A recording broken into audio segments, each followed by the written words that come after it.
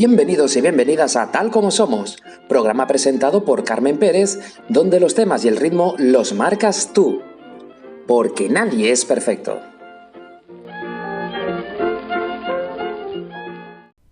Hola a todos y a todas, qué ganas tenía de estar otra vez con todos ustedes, de volverles a saludar y como les adelantaba la semana pasada terminamos una temporada, acabamos la primera temporada con un número que me encanta, el número 13, así que esto es verdad, que no quiere decir que vayamos a hacer un alto en el camino, todo lo contrario, de hecho ya estamos preparando la segunda temporada con un primer episodio que tiene pues temas muy interesantes y que seguro les va a sorprender.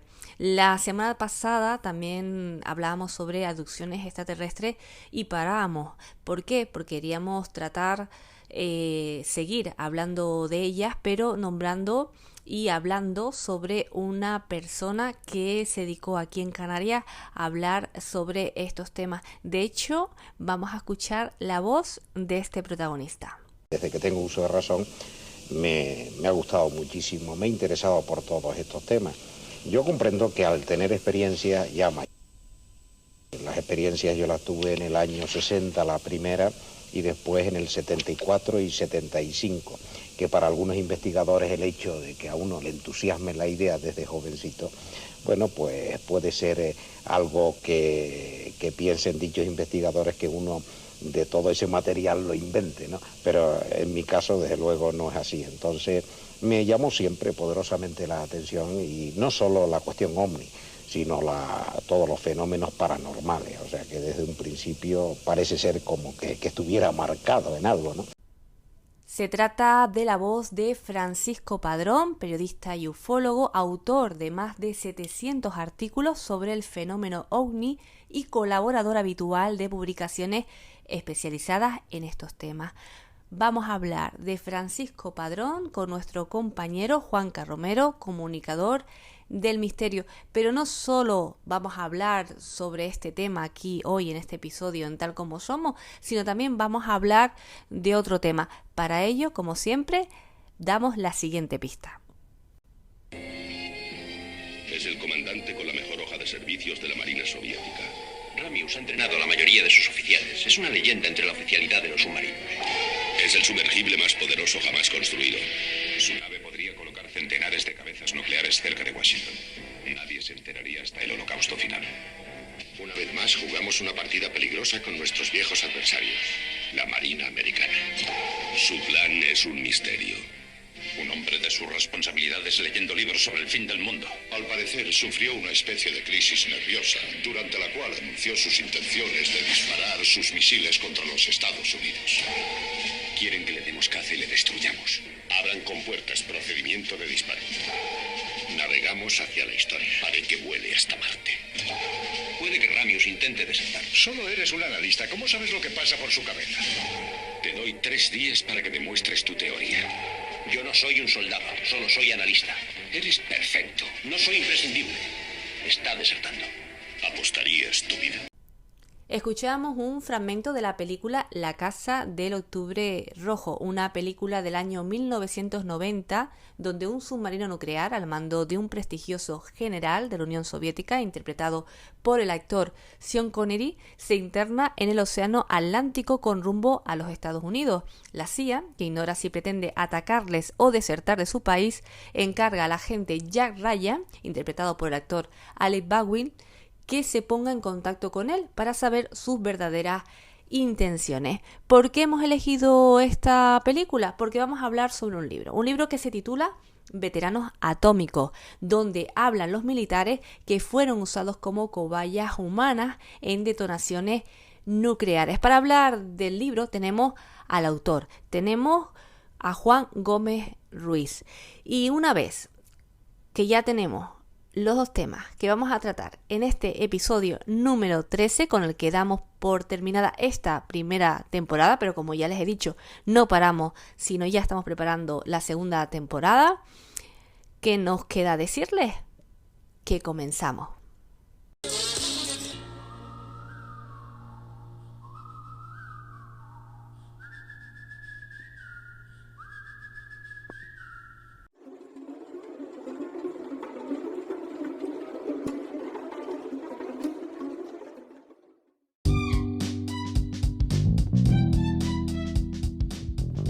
Continuamos hablando sobre abducciones extraterrestres, esta vez con un protagonista, con el periodista y ufólogo Francisco Padrón.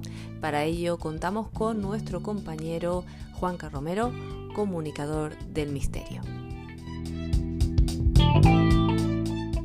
El episodio anterior fue bastante intenso, de hecho muchos de ustedes se quedaron como muy contentos con lo que comentamos en él, porque era un tema de los más sugeridos por ustedes, el tema de las abducciones extraterrestres. Hablamos con el compañero Juanca Romero sobre las más conocidas y se nos quedó hablar de una muy importante, se nos quedó hablar de una persona muy vinculada a estos temas, que ya no se encuentra entre nosotros.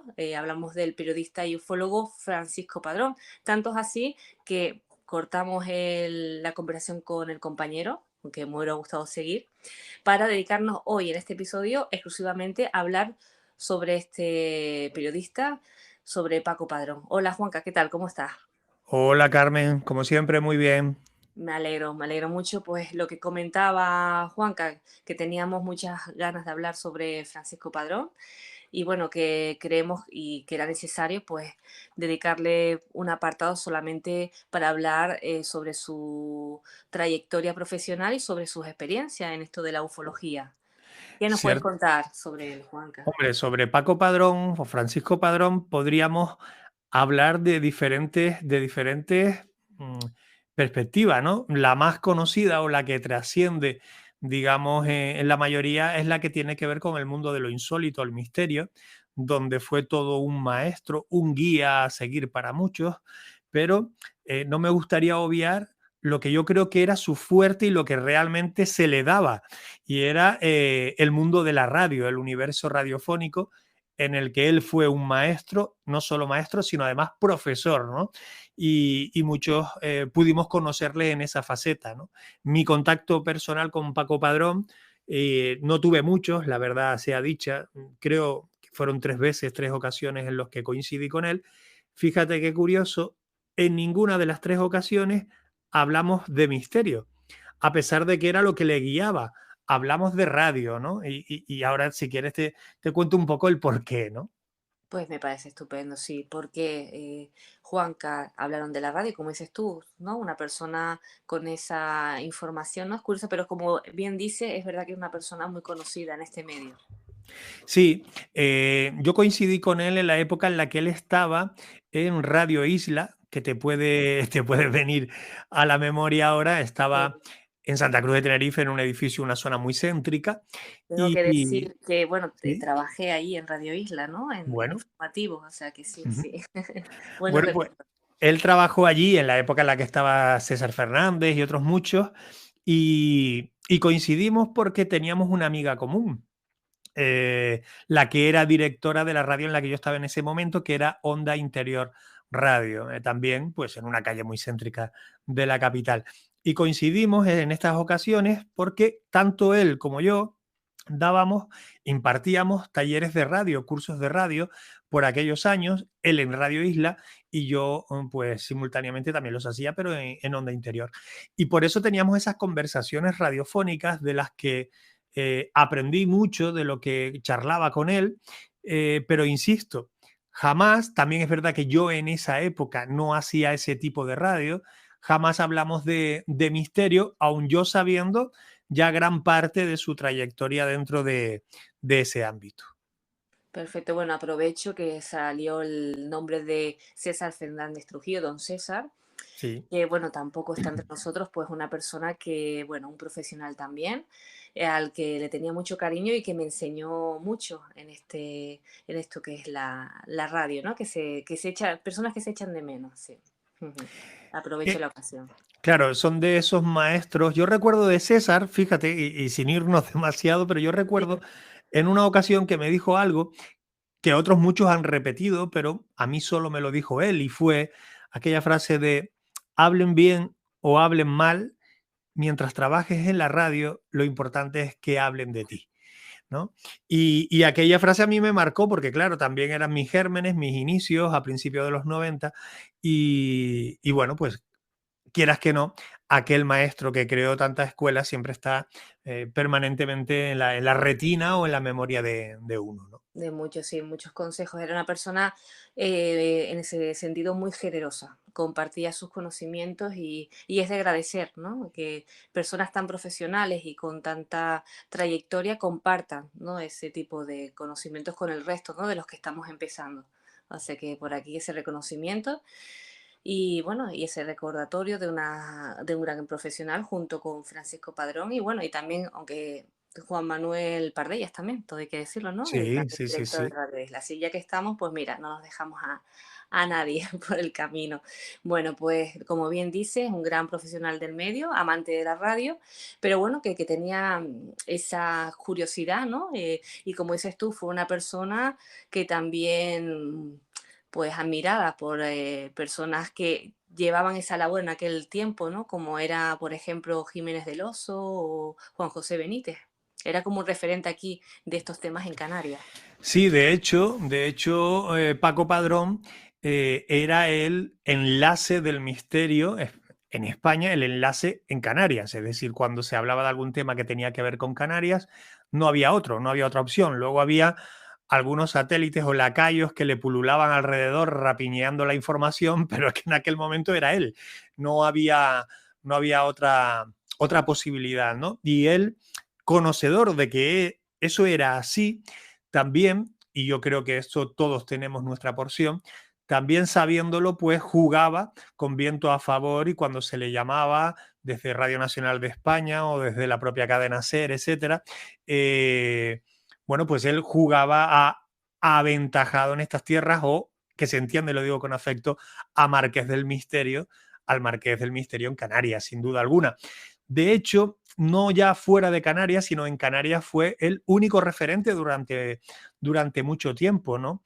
Él tenía su página en el diario de avisos, él tenía su programa en TEI de radio, entre otros medios, pero bueno, recuerdo esa etapa perfectamente y esa era su, digamos, su escenario para poder mostrar los misterios a una población, la nuestra, que estaba ávida de historias y ávida de salir de la monotonía con los misterios contados por Paco Padrón, ¿no?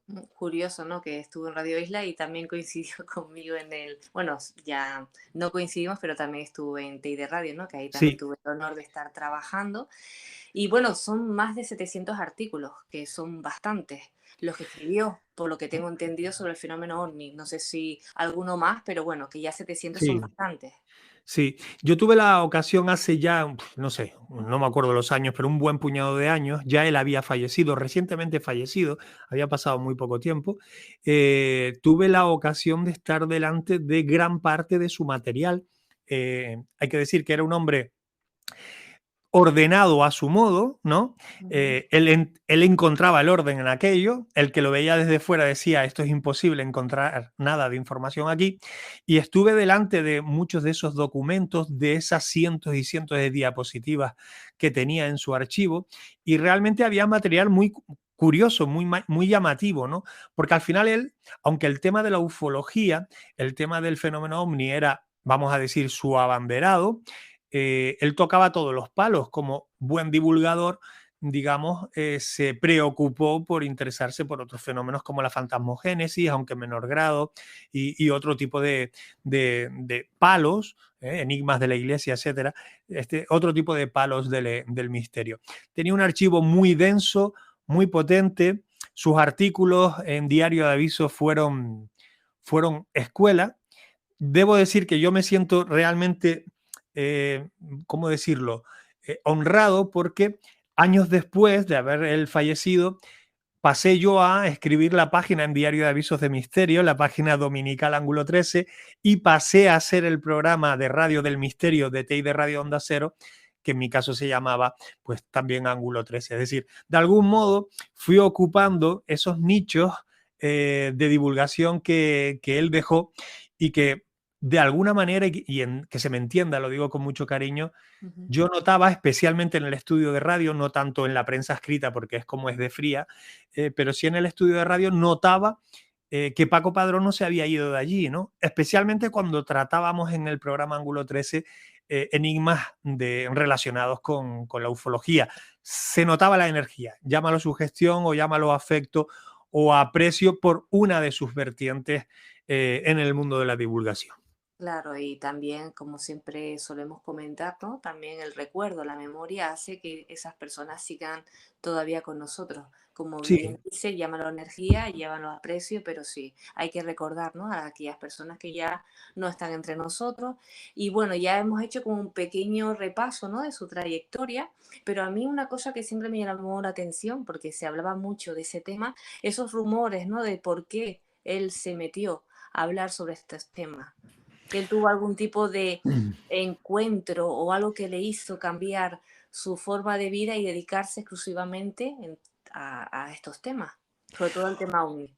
claro, fue una experiencia personal en la que me vas a permitir, en lo demás sí, pero que en este caso profundicemos lo justo, Vale, porque es una situación que él está viviendo en un momento dado muy personal, dura, vamos a decirlo así. Él toma una decisión, la que él toma, para muchos puede ser acertada y para la mayoría no, y en el momento en el que va a ejecutar esa decisión que él toma, pues una fuerza le impide que acabe con lo que quería hacer, ¿no? Eh, digamos que en ese momento tiene un contacto extraterrestre, esto siempre según sus palabras, un contacto que dice, tú no te puedes ir de aquí porque tienes una importantísima misión que cumplir. Digamos que de forma muy esquemática y a lo mejor ambigua, te he dicho cómo es el punto de partida. Cuando él comienza realmente a interesarse a fondo por estos temas, ¿no? Porque son los temas los que le dicen, oye, tranquilo, que tienes todavía mucho que hacer aquí y vamos a hacer nosotros lo que canalicemos a partir de ahora tu día a día. Y se lo condicionó a partir de ese momento, de esa experiencia que él contaba y que otros han contado, desvirtuándola también en muchos casos. A partir de esa experiencia entra en escena el Paco Padrón que conocemos o que conoce la mayoría. efectivamente, esa es lo que se cuenta, ¿no? Esa historia, pero bueno, que también la contaba él. Sí, Él decía que se estaba dedicando a esos temas a raíz de esta experiencia y bueno, y a raíz de eso, pues, como bien dice, es el Paco Padrón, Francisco Padrón, que todos conocemos. También, aparte del tema OVNI, bueno, porque él se centraba, corrígeme si me equivoco, Juanca, mucho con experiencias vividas, por ejemplo, en lugares así muy enigmáticos o lugares de referencia del tema OVNI aquí en Canarias, como puede ser la Montaña Roja. Él contaba alguna experiencia, ¿no? Vivida allí o de alguna persona desaparecida en ese entorno. sí, Montaña Roja además ha sido siempre un lugar icónico para los buscadores del misterio de medio mundo. No, no está de más decir que, entre otros, JJ Benítez se interesó especialmente o particularmente por este lugar, ¿no? Paco Padrón, como otros muchos de una generación, sentían, eran eternos curiosos y sentían la necesidad de buscar respuesta, incluso mucho antes de que se presente ante él ese cambio de rumbo, ¿no? Y Montaña Roja, como otros muchos lugares, le van a marcar, ¿no? Van a marcar su relato y su experiencia personal, que como vamos a ir descubriendo hoy, le lleva desde algo minúsculo hasta algo que le condiciona las 24 horas del día, como es el contacto permanente y continuado con extraterrestres que perfectamente él llega a identificar, ¿no? Ujú. Efectivamente, porque, bueno, lo que comentábamos ahora sobre el tema de Montaña Roja, ¿no? Que siguen sucediendo casos, bueno, no tantos como antes, ¿no? Pero se hablaba incluso de otro tipo de contacto, ¿no? Que no era a través del aire, sino a través de naves, ¿no? Que surgían del fondo del mar. Entonces, también se hablaba de algún científico, ¿no? Investigador que desapareció. Ahí no sé si son leyendas también o hay algo de real en en eso que cuentan en esa zona. Pero cuéntanos de todos modos, Juanca, si es posible, ¿no? Sobre Sí, esto que nos dices, que nos acabas de comentar, ¿qué le sucedió a Paco Padrón? Aparte de esos contactos continuos, ¿no? Que le llevaban pues, a perseguir o a seguir pues siendo referente, ¿no?, de estos temas aquí en Canarias y en el mundo. Bueno, él a partir de aquella primera experiencia comienza a meterse a fondo en el asunto y con algunos compañeros tinerfeños, vamos a decir, de esas andanzas ufológicas que él tenía, pues comienzan a utilizar métodos de contactismo con los presuntos o supuestos alienígenas. Y para eso, entre otras cosas, se vale del tablero Ouija, que de esto da para capítulo aparte en alguna ocasión, pero utiliza algo que estaba extendido en los años 70, hay que decirlo, y en los 80 incluso, la práctica de la Ouija. Bueno, pues se utiliza el tablero con, ¿sabe? Para quien no sepa, el tablero tiene el alfabeto impregnado, escrito sobre la superficie, y hay un objeto, normalmente pues una cosa que se llama la planchette, es como una lágrima de madera plana que va marcando las letras del alfabeto para ir formando la palabra o la frase que te quiere comunicar esa presunta entidad, ¿no? Se habla que también se puede utilizar un vaso. Bueno, pues vamos a hablar del vaso, ¿no? Bueno, pues a través de ese tablero y de ese vaso, él y estos compañeros establecen contacto con entidades alienígenas. Y esto es interesante porque incluso llega un momento en el que las llega a identificar, ¿no? Llega a hablar de que llegó a contactar con seres de Urano, de Plutón, de Marte, de Venus, de incluso astros ajenos al propio sistema solar. Recuerdo que él explicaba cómo los de Saturno, los artunianos, ¿no? Pues le daban instrucciones de cómo iban a ser los próximos días, de qué iba a pasar, de dónde o cómo contactar. Es decir, se establece, entre comillas, un diálogo, una conversación a través del tablero Ouija que resulta sumamente interesante porque nos vamos a encontrar incluso extraterrestres que contactan con él explicándoles cómo su nave se había estrellado en París hace más de 1500 años y otro tipo de historias que parecen lo absurdo, pero bueno, es la que se contaba, ¿no? Claro, como bien dice, bueno, la Ouija en aquel entonces hasta se llegó a comercializar en su momento como un juego para niños, ¿no? Y era como un método utilizado, la verdad que es curioso que se utilizaba por este tipo de temas, pero él lo hacía con otros compañeros y si le funcionaba, la duda es si todo eso que le comentaban, ¿no? Que le decían a través de la Ouija, se llegó a documentar, si llegó a comprobarse, ¿no? Como este hecho que nos comentas, ¿no? De ese ovni que se estrelló en Francia, no sé. Bueno, claro, 1500 años antes, imagínate cómo vamos a Ya, encontrar, claro, no hay referencias, ¿no? Pero sí es verdad que Paco Padrón iba tomando, como no podía ser de otra manera, tomando notas de todo aquello que él iba en ese proceso viviendo, ¿no? De todas formas, Carmen, que no te extrañe el hecho de que hayan personas, y en la ufología hay muchos, que utilizan el tablero Ouija para el contactismo.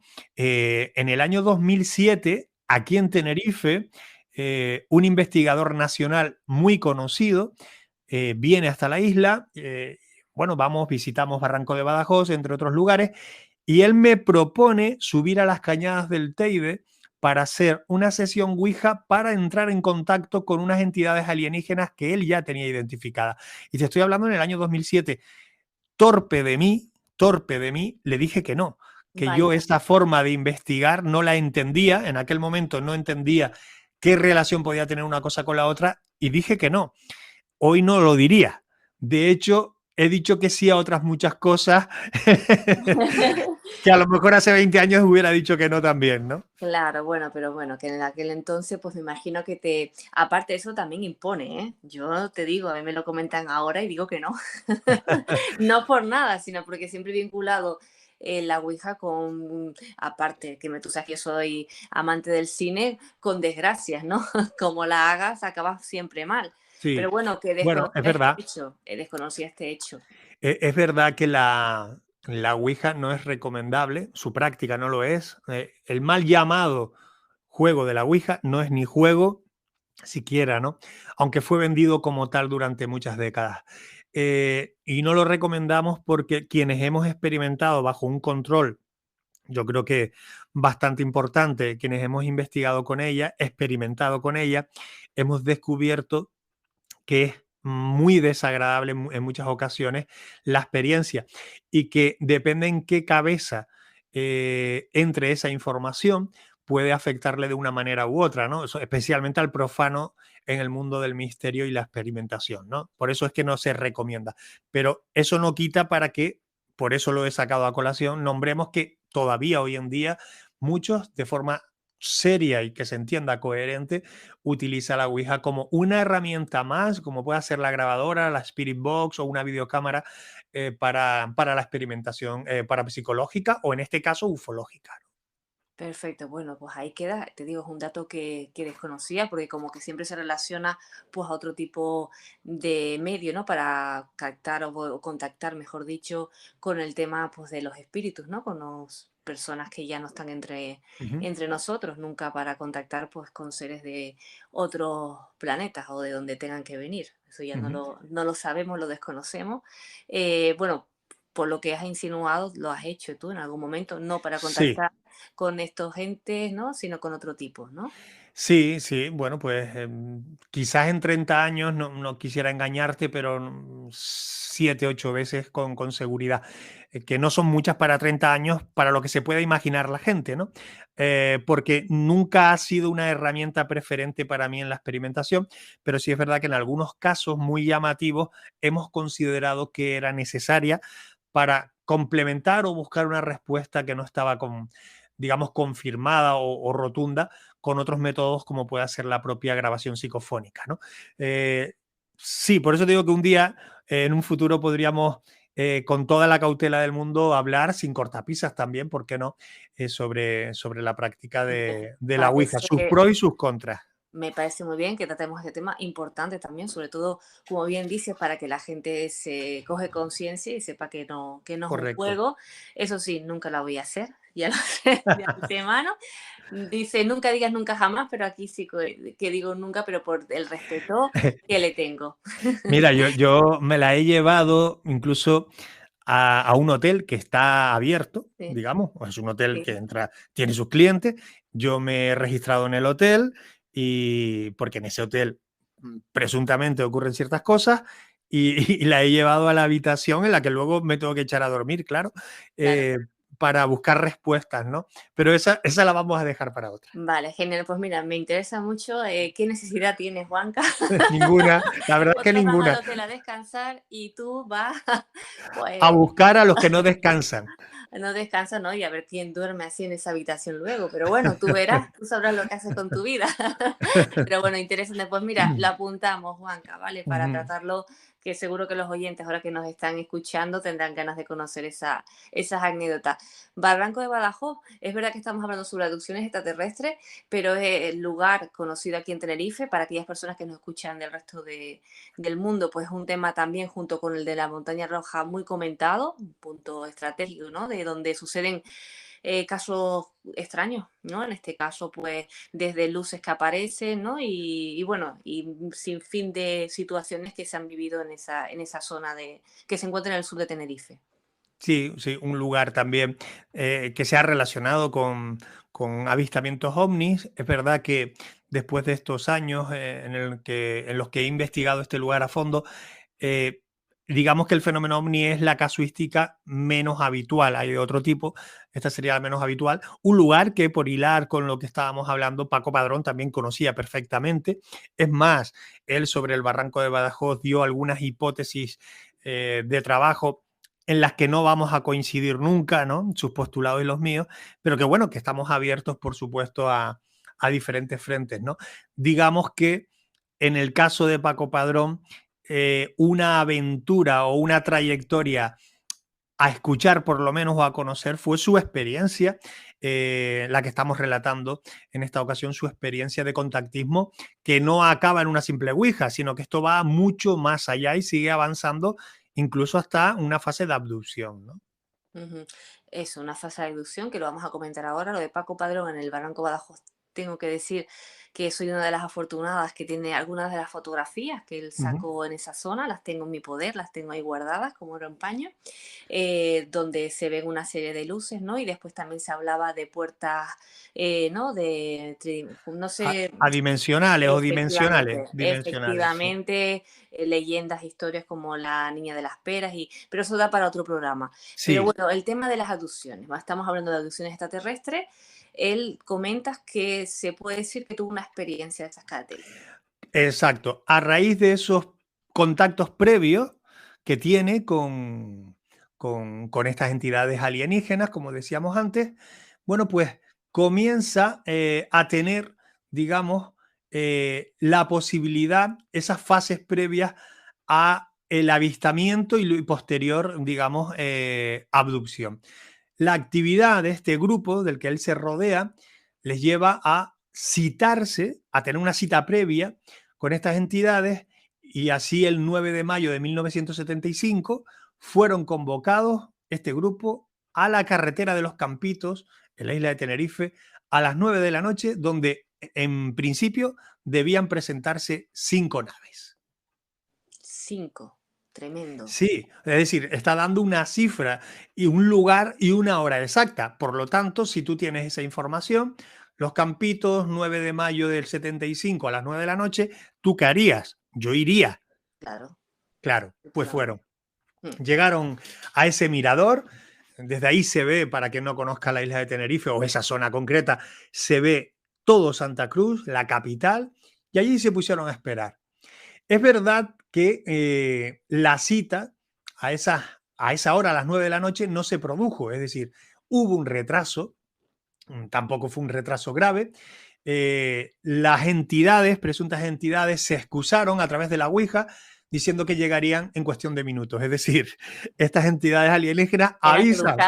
Eran Sí, educadas, sí, que eso no lo hace mucha gente hoy en día, por lo menos tenían respeto por la gente, en este caso por Francisco Padrón y aquellas personas que estaban ahí para... esperando, claro, dice, no te vayas, colega, porque a través de la Ouija Phone, eh, yo la llamo así, la genial. Ouija Phone, le dice, oye, no te vayas, que tranquilo, que nosotros vamos a aparecer.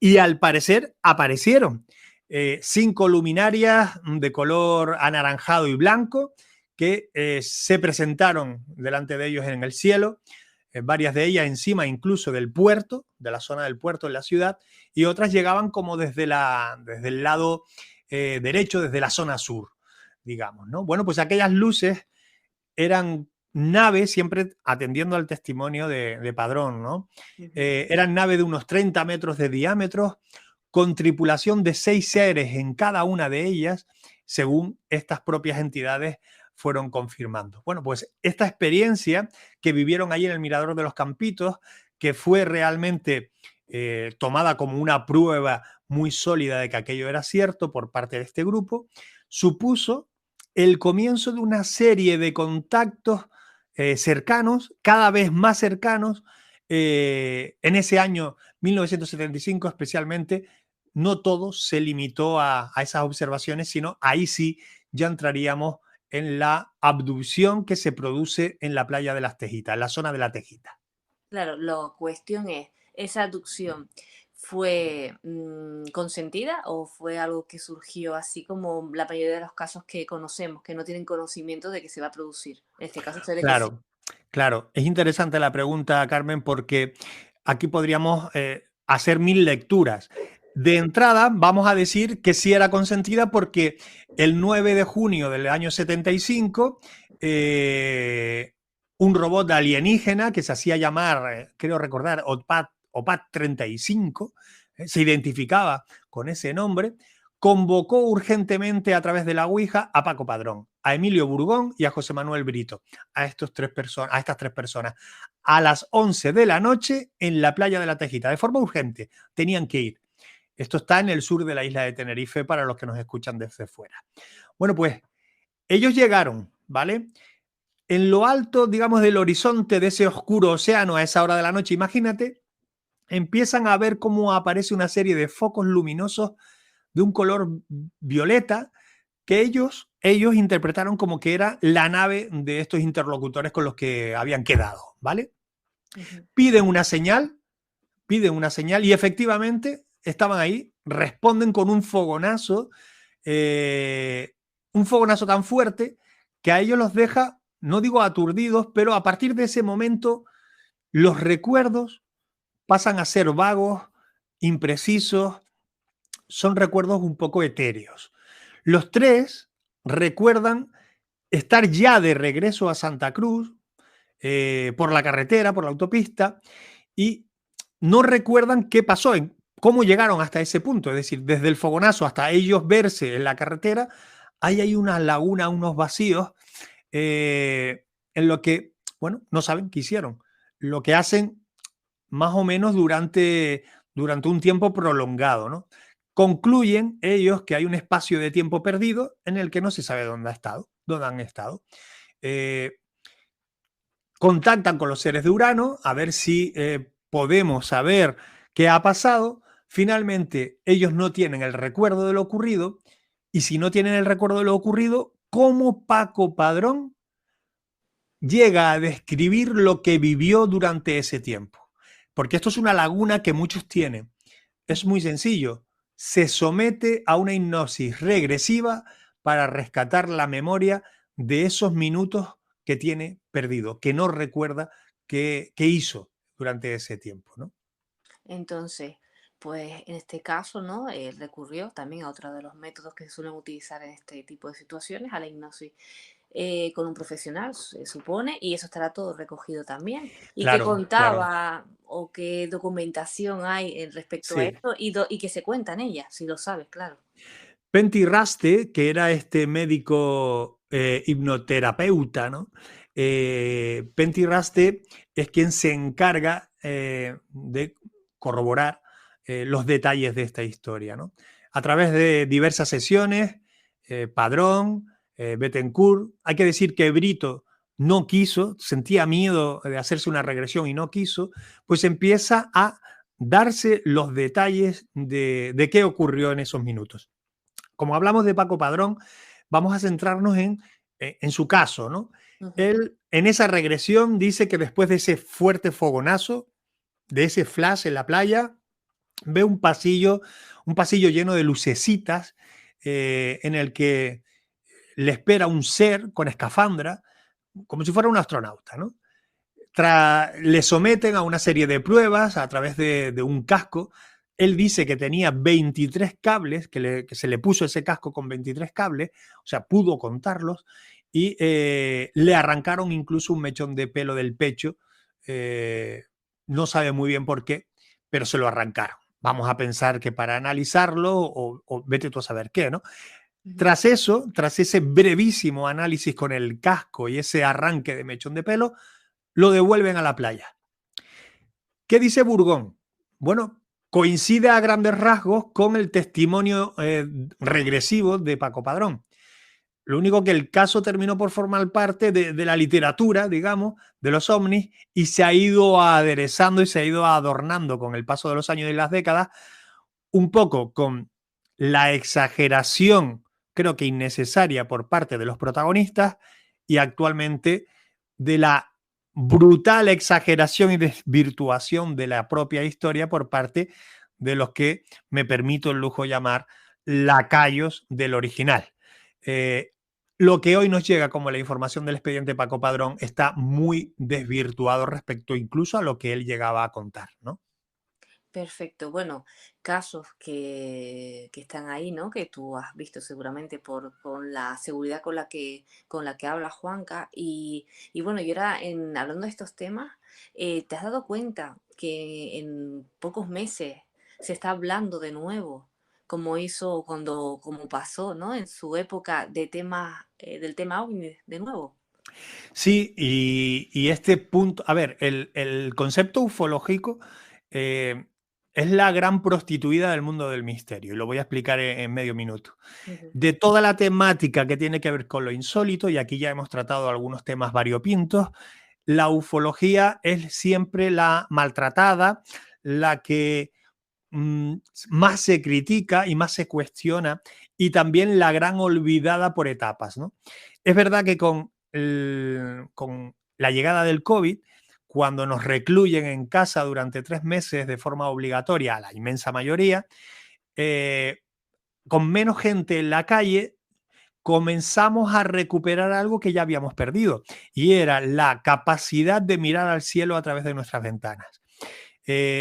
Mirando al cielo empezamos a ver durante el confinamiento luces que considerábamos extrañas porque hacía mucho que no mirábamos al cielo. Y el fenómeno ovni se empezó a fortalecer nuevamente, porque esto es cíclico, como la moda hippie. Bueno, pues comenzó a fortalecerse de nuevo y ya la gente empezaba a reportar avistamientos, extrañas luces, extraña hilera de luces, porque desconocían que eran los satélites 5G, etcétera, ¿no? Volvimos a interesarnos por el cielo y ese interés ahora todavía está vigente. Pero ya te adelanto, sin miedo a equivocarme, que en cuestión de muy pocos años la ufología volverá a ir al ostracismo, a ser la más criticada, a ser la más insultada y la más olvidada. Esto es cíclico, Carmen, y ahora estamos en una buena etapa, vamos a decirlo así, para los ufólogos y para quienes sin serlo, como yo que no lo soy, que ya saben los amigos oyentes y tú cuáles son mis predilecciones, también mostramos interés porque la casuística es bastante abundante. En una época en la que tenemos teléfonos móviles y tenemos una cámara hasta en la retina, en la que tenemos menos resultados, menos pruebas gráficas, curiosamente, pero que las que llegan suelen ser bastante interesantes y cuando menos dan pie para estudiarlas o investigarlas, ¿no? Sí, como bien dice, es cuestión de momentos, etapas, modas también, ¿no? Ahora Claro, también como se ha hablado en Estados Unidos de la desclasificación de muchos expedientes, ¿no? Relacionados con casos de OVNI, pues ahora es el momento de volver a hablar de ello y veremos muchas imágenes y se publicarán muchos artículos relacionados con este tema, pero bueno, es lo que hay, ¿no? Sabemos, eso sí, como bien dice, que no es un tema que te interesa y te gusta, ¿no? Y estás vinculado a él, pero bueno, tienes predilección por otros temas que hemos claro. tratado aquí y que seguiremos tratando seguramente. Claro, bueno, esto es como todo en la vida, ¿no? Hasta en las familias tenemos el tío, el primo predilecto y el resto, ¿no? Pues en el mundo del misterio es un poco igual, en cualquier ámbito profesional hay temas que nos atraen más, pues sí, lo cual no quiere decir que ningunees el resto de temas. A mí la ufología me parece apasionante, pero desde hace ya un buen puñado de años he optado por más desmontar el fraude que por demostrar la autenticidad. Para eso ya están los ufólogos, yo me encargo de la otra parte, de desmontar el fraude, que también lo hay, malintencionado en muchos casos y en otros casos por la ignorancia. Porque si tú ves una luz que no sabes lo que es, pasa a ser un ovni si está en el cielo. Y eso no te convierte en un... No, lo convierte en un fraude, pero no intencionado, ¿no? Bueno, pues esa es la corriente que a mí más me interesa de la ufología, intentar darle respuesta, que la mayoría de las veces lo tiene, a lo que llamamos el fenómeno ufológico o el fenómeno ovni. Perfecto, pues Juan, que te digo que muchas gracias, que aquellas personas, aquellos oyentes que no habían escuchado hablar de Francisco Padrón, pues ya lo conocen un poquito más de su experiencia, de sus inicios, del por qué se dedicó a la ufología y también de algo que a mí me sorprendió personalmente, ¿no? En la utilización de la Ouija para poder contactar Mm. con estas personas, con este ser, Déjame decir, ya para acabar, por lo que tú que quieras, ¿sabes? nunca, o sea, no voy a decir que yo fui amigo de Paco Padrón porque no es verdad. Yo no fui amigo de Paco Padrón. Paco Padrón tuvo muchos y buenos amigos, algunos que son amigos comunes conmigo, lo cual no quiere, no está reñido con que respete la figura del divulgador, que lo hago, y discrepe de la figura del investigador, que lo hago y a veces duramente.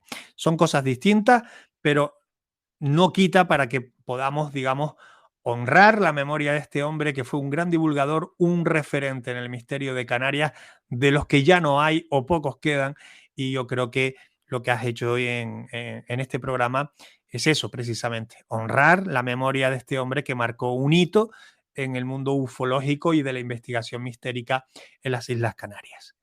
Perfecto, Juanca, pues ahí quedan tus palabras. es lo que tratábamos aquí, ¿no? El darle ese reconocimiento como una persona pues que aportó mucho en estos temas cuando realmente no se hablaba en Canarias de ello, ¿no? Y él fue el precursor y el que hizo pues que estos temas estuvieran ahí presentes y que muchas personas después continuaran su legado, ¿no? De una manera o de otra, cada uno como mejor Claro, lo sabe hacer. claro. Pues Juanca, un placer como siempre tenerte aquí y ahora pues bueno, con ganas de saber cuál será el siguiente tema. Bueno, lo iremos desgranando y lo iremos averiguando. Un abrazo. Venga, Un hasta el abrazo siguiente. grande. Gracias. Hasta luego. Chao. May it be an evening star shines down upon you. May it be when darkness falls, your heart will be true.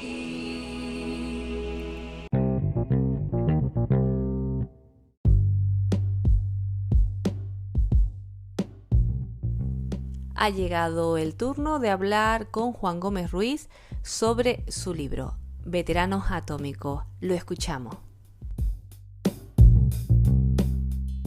Como comentábamos al principio, contamos en este episodio con Juan Gómez, periodista, investigador, también dirige el programa Nueva Dimensión, habla de misterios en Onda Cero y Radio Nacional de España, y es autor, entre otras obras, de la que vamos a hablar hoy, Veteranos Atómicos, de la editorial Sidonia. Darle las gracias por estar aquí con nosotros y bueno, es un libro bastante complejo, por lo menos a mí me llamó tanto la atención, ¿no? El que una persona pues investigara sobre este tema, ¿no? Que son sobre militares que fueron usados como cobayas humanas en detonaciones nucleares. Vamos primero a saludar a Juan. Hola Juan, ¿qué tal? ¿Cómo estás? Hola, pues un placer estar contigo y con todos tus oyentes, cómo no. Igualmente, Juan, pues eso, que es un libro que llegó a mí y me llamó mucho la atención la temática. ¿Por qué veteranos atómicos? ¿Por qué este tema? Bueno, esto surge a raíz de un trabajo anterior que publiqué con otra editorial llamada Guante Blanco y que llevaba el título del experimento atómico. En ese trabajo editorial, un trabajo pequeñito, prácticamente de bolsillo, pues tocaba diferentes temas, ¿no? Que tenían que ver precisamente con con toda esta cuestión nuclear y sobre todo con la cara B de la energía nuclear, porque todos conocemos que ahora mismo, en la actualidad, pues las centrales nucleares abasten de electricidad y son hasta hace pues tan solo unas semanas han sido declaradas como energías verdes, ¿no? Aunque bueno, eso de energía verde vamos a ponerlo entre comillas, pero ha sido así, ha sido declarado así. Conocemos la cara, vamos a decir, más productiva de la energía nuclear, pero durante mucho tiempo hasta llegar hasta ese punto pues se cometieron verdaderas barbaridades y hubo tremendos accidentes que fueron ocultados y que fueron silenciados pues para que la opinión pública evidentemente no tuviera la sensación y la desazón de tener una central nuclear cerca y que esta pudiera provocar algún tipo de, bueno, de situación realmente compleja por no decir algo más peligroso, ¿no?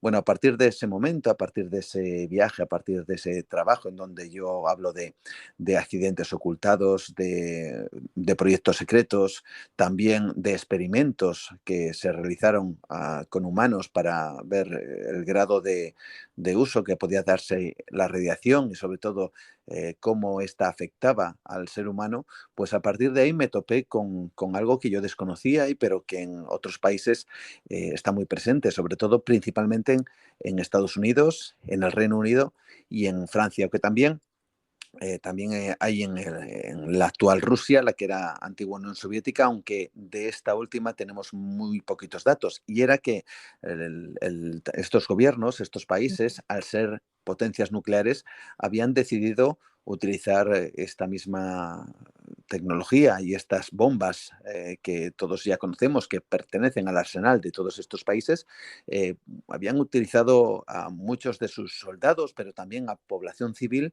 para averiguar cuál era el efecto de la radiación de ese nuevo, vamos a decir que soldado invisible que aparecía en estas bombas, ya no solo con su poder destructivo, que era evidente, sino también con otro tipo de elemento destructivo invisible como era la radiación. Se quería averiguar ya no solo la capacidad que estas bombas tenían de destrucción, sino también hasta qué punto esa radiación podía afectar o no al ser humano y en su defecto al enemigo en caso de que hubiera una guerra nuclear, porque esto es lo que se pensaba después de que terminara la Segunda Guerra Mundial, que la siguiente guerra sería de manera casi casi inevitable nuclear.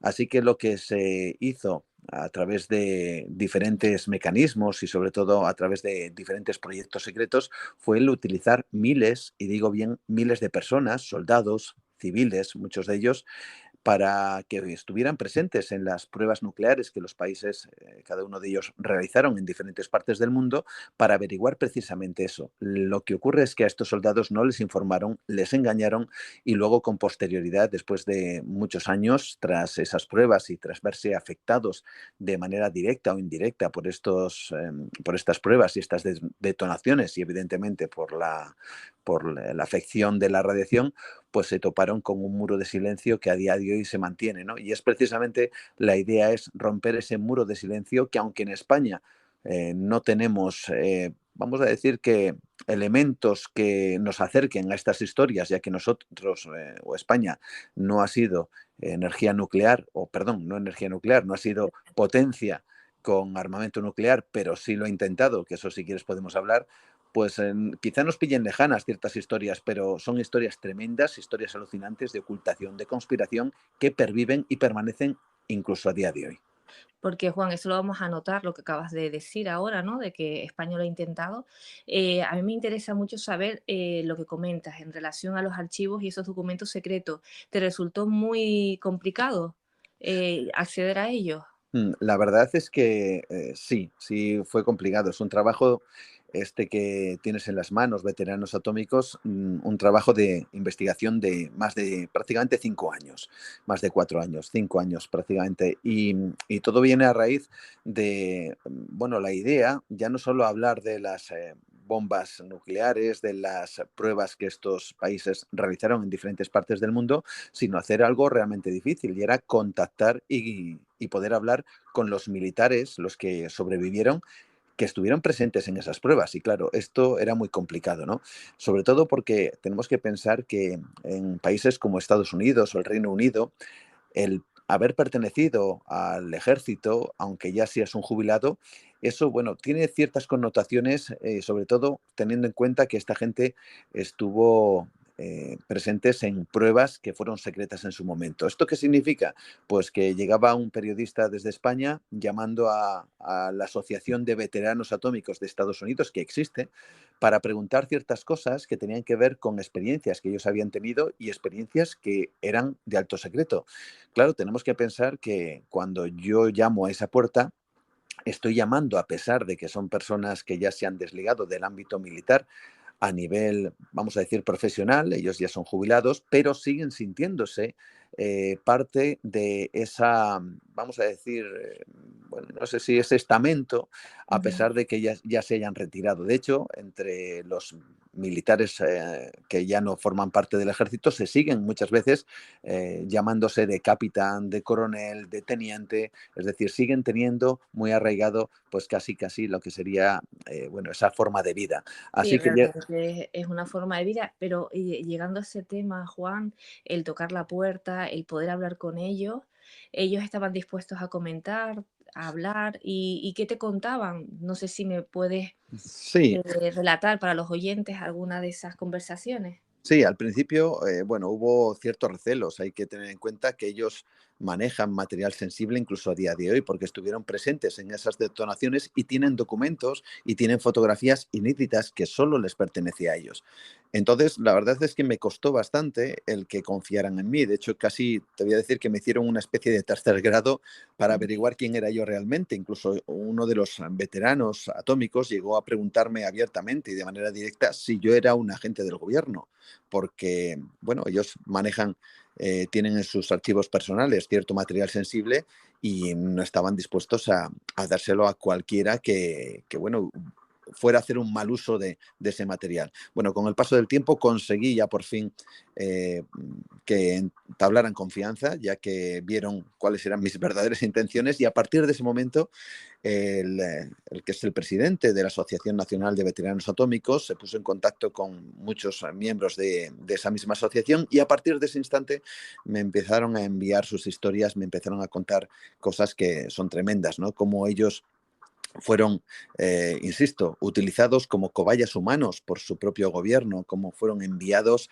a diferentes detonaciones que se realizaron ya no solo en Estados Unidos, en el desierto de Nevada, que es uno de los lugares quizá más conocidos en el mundo, sino también en otros que desde luego nos sorprenden porque son muy alejados y bueno, la huella que ha dejado la presencia de las bombas nucleares principalmente estadounidenses, es muy clara a día de hoy. Hablamos, por ejemplo, de las Islas Marshall en el Pacífico Sur, y cómo parte de esos veteranos me contaban que ellos fueron enviados a esos lugares. Tenemos que pensar que estamos hablando de soldados con 17, 18, 19 años, nada que ver con esa imagen que tenemos del aguerrido soldado que aparece en las películas, sino que eran prácticamente niños que se habían enrolado en la Marina, llevados por la euforia de haber sido uno de los partícipes ganadores de la Segunda Guerra Mundial. Y eso, unido a su juventud, unido a su desinformación, bueno, pues hizo que el gobierno viera en ellos a personas maleables, moldeables, que cumplían órdenes y además que eran fácilmente manipulables. De manera que fueron enviados a diferentes misiones en donde en algunos de esos momentos en donde veían esas detonaciones, luego eran expuestos a la misma radiación simplemente bajo la orden de acercarse lo más posible, por ejemplo, al hongo nuclear. Esto es tremendo, ¿no? Como a cientos de soldados, por ejemplo, se les exponía a esa misma radiación mediante unas maniobras en donde ellos tenían que estar apostados en unas trincheras, esperar a la detonación de la bomba, y cuando después más bien de que esta detonara y que fueran estos soldados impactados por la onda expansiva, la siguiente orden era salir de las trincheras y dirigirse, fusil en mano, lo más cerca posible del hongo nuclear. ¿Para qué? Pues para comprobar hasta qué punto podía un soldado permanecer en un entorno radiactivo, pues haciendo todo tipo de maniobras antes de caer prácticamente fulminado por esa misma radiación. Estos veteranos me contaron cómo en alguna ocasión veían a sus compañeros desvanecerse literalmente a los pocos segundos de entrar en ese entorno radiactivo, como algunos de ellos eran recogidos por las fuerzas sanitarias, metidas en un helicóptero y jamás les volvían a ver, ¿no? Esto era tan solo un ejemplo de los muchos que trato en este libro, y además lo hago directamente bajo el prisma de sus protagonistas, porque las cosas que yo cuento tienen que ver con las entrevistas que he podido tener con algunos de estos veteranos atómicos que sobreviven, pero a pesar de su avanzada edad, no significa que no hayan sufrido problemas de salud derivados precisamente de estos efectos radiactivos, y también algo que me parece muy interesante, que es con sus descendientes, con los hijos, con los nietos de estos veteranos, algunos de ellos ya muertos, pero que han sufrido las consecuencias de ese legado radiactivo que sufrieron sus propios padres. Es lo que quería comentarte, ¿no? Que el libro relata, cuenta pues los testimonios de estos protagonistas de primera mano, y bueno, que ya no solo ellos, sino también las vivencias a nivel psicológico y también sus descendientes. Y ellos tienen esta asociación, Juan, han conseguido algo con como dices tú, con ese miedo, ¿no? De que incluso sospechaban que podía ser tú del gobierno, en cuanto a indemnizaciones y demás, o ellos están, no sé si en ese sentido me puedes contar algo. Bueno, ellos están trabajando para que sea reconocida su labor, porque hay que tener en cuenta que ellos viven como una especie de dos mundos. El mundo, vamos a decir, militar, en donde ellos están orgullosos de haber participado incluso en estas mismas pruebas, si esas pruebas servían para, vamos a decir, que los beneficios hacia la nación, ¿no? Si es que esto se puede denominar de alguna forma, pero ellos ahora mismo lo que quieren es que ese sacrificio sea recompensado, o por lo menos que sea compensado. Ya no vamos a decir recompensar, sino compensar el sacrificio. Y pasa una cosa, por ejemplo, en Estados Unidos, que es que muchas veces nos quejamos en España, ¿verdad?, de la sanidad pública, pero es que prácticamente en Estados Unidos, pongo este ejemplo, que es el más claro, no hay prácticamente sanidad pública. O tienes un seguro médico que te cubra los gastos específicos de cada vez que te pones enfermo, o simplemente te rompes un brazo, tienes una gripe y tienes que estar unos días ingresado, bueno, pues eso te lo tiene que cubrir el seguro médico. Y si no tienes seguro médico, te lo tienes que pagar tú. Y te puedo garantizar que las cantidades son desorbitadas, a tal punto que muchas personas incluso tienen que pedir créditos para poder pagar una semana, por ejemplo, de haber estado hospitalizados por gripe. Algo tremendo, ¿no? Bueno, pues en Estados Unidos pasa una cosa con los militares y es que estos eh, tienen, vamos a decir que un beneficio. Ellos también, estos veteranos atómicos, tienen un beneficio en cuanto al hecho de que la sanidad, bueno, les cubre de alguna forma todos esos tratamientos derivados de las consecuencias, por ejemplo, de la radiación. Pero ¿qué es lo que ocurre? Y aquí viene quizá una de las partes más tremendas y que conecta con la actualidad, y es que algunos de estos veteranos atómicos han muerto porque hubo un escándalo que saltó sobre el año 2012, 2014, que, bueno, que implicó a varios hospitales en donde los hospitales les pasaba una cosa, si no hay un seguro médico, si el propio paciente no puede pagar los servicios que ofrecen, y en este caso era así, porque los veteranos tenían, vamos a decir, que cubiertos todos esos gastos, ¿quién, para que nos entendamos, se comía todos esos gastos? Pues el propio hospital.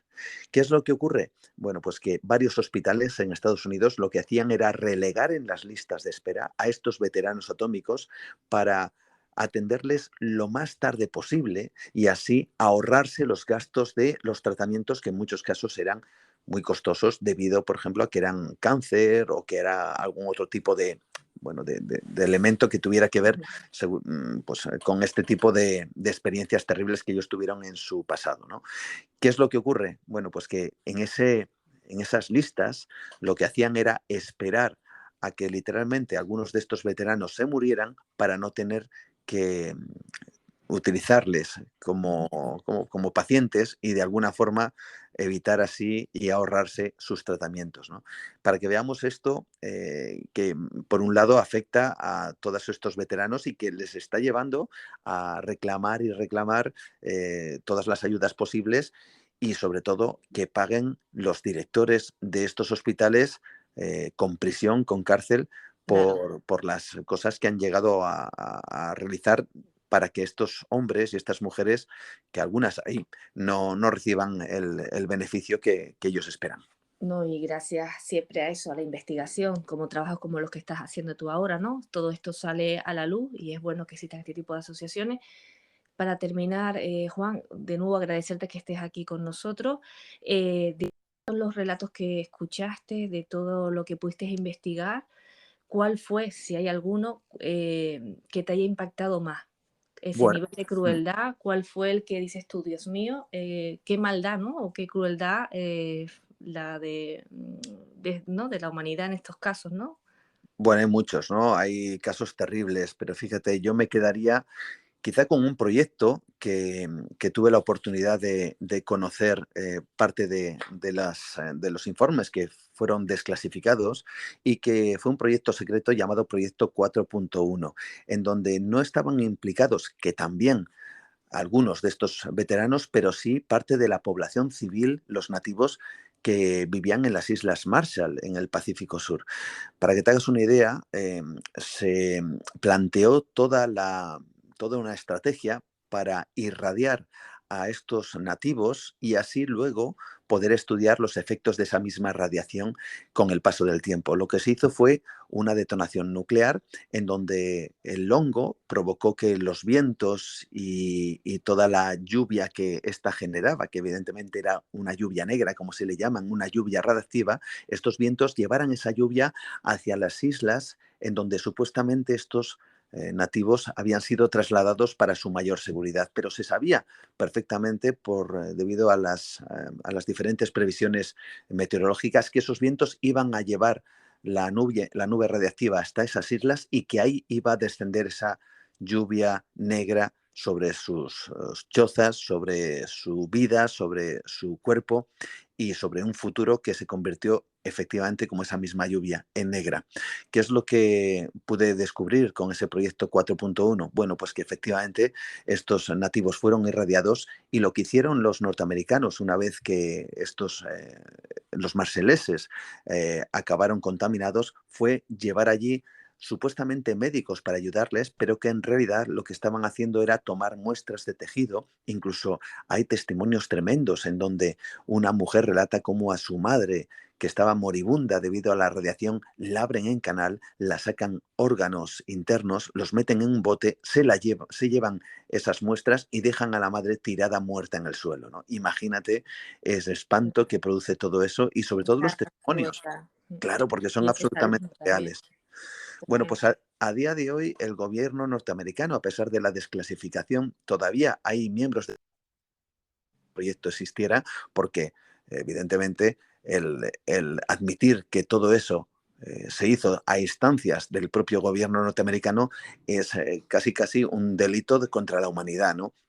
Pero el hecho es que esos informes están ahí, están desclasificados, pero curiosamente, cuando yo tuve la oportunidad de acceder a esos mismos informes, la mayoría de los datos aparecen tachados, de manera que uno no puede conocer prácticamente nada. Tan solo podemos atisbar algo de ese proyecto en su primera página, en donde revela algo terrible, y es el propio título de este proyecto, que dice algo así como Proyecto 4.1, Proyecto para la investigación de la radiación en el ser humano. Por lo tanto, deja muy claro qué es lo que se pretendía en ese mismo proyecto, y las fotografías, algunas de ellas desclasificadas, que acompañan a ese informe son tremendas. Bueno, pues Juan, pues sí, tremendo y triste lo que nos cuentas. Gracias por compartir con nosotros tu conocimiento, tu investigación. Aquellas personas que tengan más curiosidad, pues saben que tienen este libro, Veteranos Atómicos, de la editorial Sidonia. Gracias de nuevo y esperemos tenerte por aquí otra vez. Pues cuando queráis, cuando quieras, Carmen, estaré encantado de estar ahí con todos vosotros. Igual, un abrazo fuerte. Hasta Un la abrazo. Gracias. Llegados a este punto, ha llegado el momento de la despedida, aunque como ya están acostumbrados aquí en Tal Como Somos, ya saben que más que decir adiós, nos gusta decir hasta pronto. Hemos elegido una frase para este episodio que dice lo siguiente: lo importante no es lo que te sucede, sino cómo reaccionas ante ello. Y la canción, esta vez elegida, viene de la mano de un grupo llamado Los Ronaldos, un grupo de música de rock español liderado por Coquemaya, que surgió en Madrid en 1985 y que estuvo activo hasta 1998. ¿Qué les digo? Que sean felices, que disfruten del camino, porque nadie es perfecto.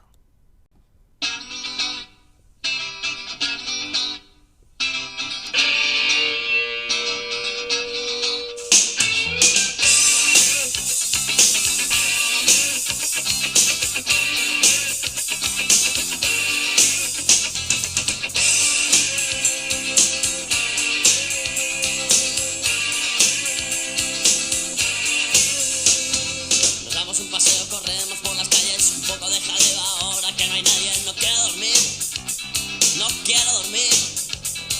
Algunos no lo entienden y pegan a la gente, y por los tejados alguien ha saltado. No dormirá más, ya no dormirá más. Y por las noches haremos lo de siempre.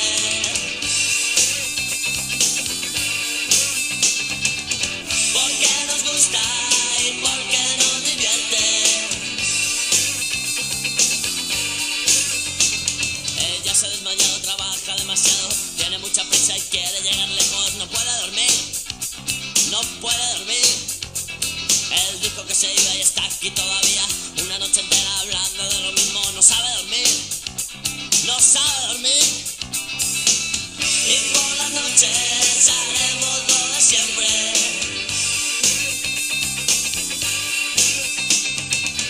Porque nos gusta y porque nos divierte.